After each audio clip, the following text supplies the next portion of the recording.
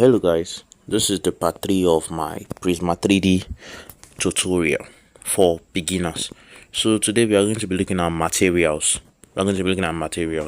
So to use materials on Prisma 3D, they actually, like, for instance, now in the real world scenario, we have materials for objects. For instance, we have the rubber.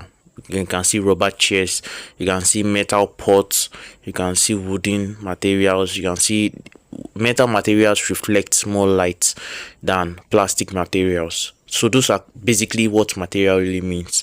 So instead of our object to just be like this, we are going to use their materials, which means we can transform their reflection, use reflection to tweak the material to show if it's metallic, if it's plastic, and all. Also, we are going to be looking at transparency. That means to make our object opaque, like you can see through it, or to make it glass like, something like that. So first, let's work on our reflection with our materials. So we use this ball. So now I want to make the ball have this reflective reflection, like it has a iron material, metal material. So we are going to come to this side. We're going to come here. Then when we come here, we are going to click it. Then clicking it, you see reflection. Reflection is by this side. After reflection, we click reflection. You can see the different materials. So you can see that if you go upward like this, you see that you have more reflection. It is becoming more reflective. If you go like this, it's becoming more dull, but it's still also reflective. If you go like this, it's becoming more shining. But if you put it at the top corner to this side, you might not like the way your material turn out to be. So let me show you how it works. So now, if we select our material, we come to the material tab, then reflection, we take it a little bit to this side. You can see how our material is looking. Now, adding our light, we can see that more. So you see how it's looking, right? So basically, in Prisma 3D, there's really nothing like reflection. You can't have reflection in Prisma 3D. So basically, what they have is just a kind of close to reflection. You know, Prisma 3D is still under construction. They are still updating it. So what they have, we manage it the way it is. So we can also make it more reflective. Let's see. Can you see it? That is more shining. Let me not use the word reflective. It's more shining. You can see it. It looks like a glass or marble ball. Then the next one, we'll go to transparency. So that's basically all what you need to know about reflection. Just change it, and if you want to manually do it, you can see how reflective this is now. It's even showing the light, the light area, but it can't reflect what is in its surrounding. It can't really show what is in its surrounding in its reflection. You can see that the box is supposed to be showing on this reflection, but it's not. So that is not part of it. So you can also manually tweak it by coming here. When you push this arrow that is up, when you push it down, it's going to bring you here. You can choose the smoothness. The more smooth it is, the more it's more like it won't show the light like that. For instance, look here. See, now these are ordinary ball, but when we tweak the smoothness upward, you can see that the ball is becoming more and more reflective. It's becoming more smooth in its body. Then when we change the spectacular, I don't know how to really pronounce that, but when you tweak this, you see it becomes more maybe like a hot metal or something like that. I don't really use this so much, but when you want to use it for iron, for glass and all, you can use that. So basically, that's all for reflection. Then we come to transparency. On transparency side, we come to the material tab again.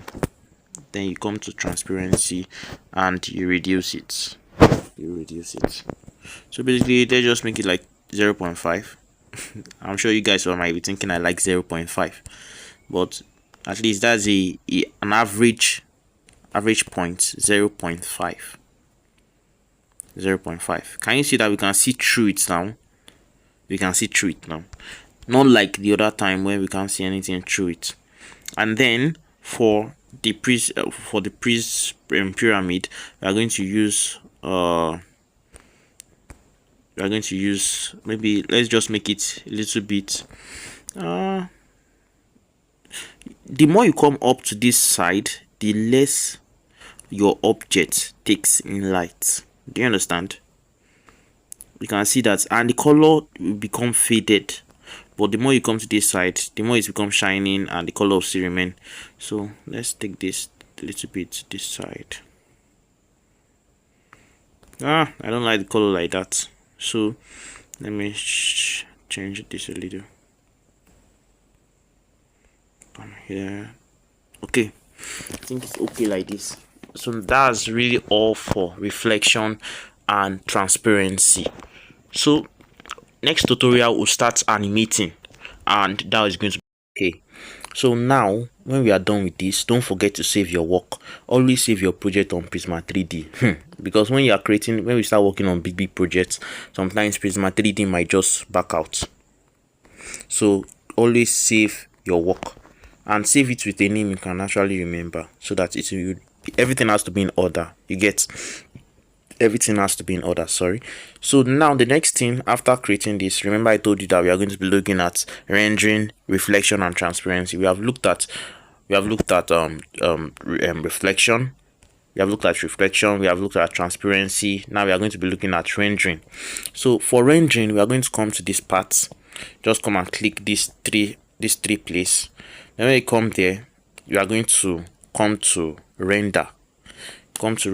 You can tweak it from the resolution from 480 pixels to 720 pixels to 1080 pixels, but I will advise you, if you want quality, you can go with 1080 pixels, 1080 pixels. And this width and height is going to determine if you want it to be a TikTok video, if you want it to be a YouTube video, if you want it to be an Instagram video. That's if you know the resolution of the video. That is the resolution size of, or the aspect ratio, something like that. Then the timing, it does for animation, so we don't need the timing now. Then lightning, day and night. If you want it to be at night, we can come and choose night. Then you can see that everywhere becomes dark. Then if you increase the intensity of our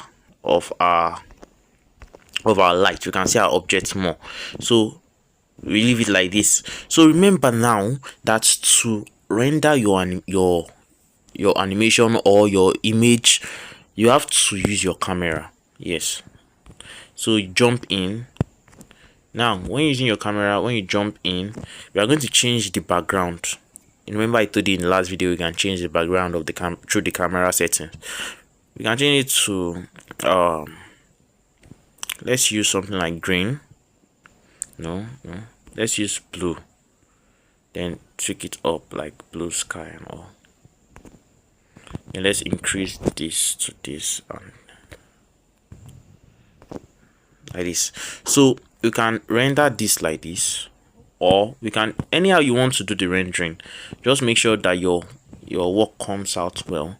I just want my own to be a little bit perfect. You know, it's not good to just render anything. At least to show people outside, you just show them that this is my work and I'm actually good at rendering now. I do animations and all.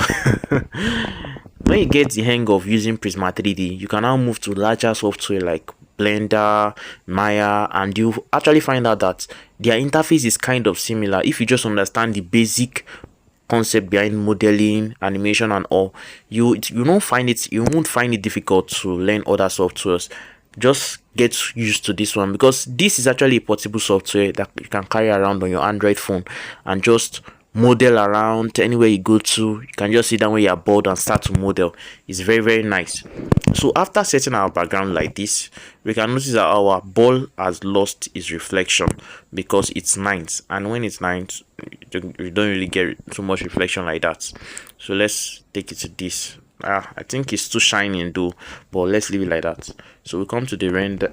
Let's save our work, come to the render. We can see our picture like this.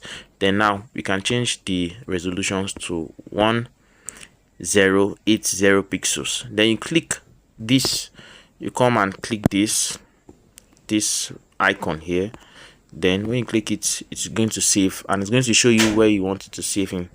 You can either save it in, you look for Prisma 3D. Yes, see it here. when you search for Prisma 3D, you are now going to save it to gallery. After saving it to gallery, you can open your gallery and you're going to see your work saved in your gallery. See you later. We are going to be looking at other tutorials later. Thank you. God bless you.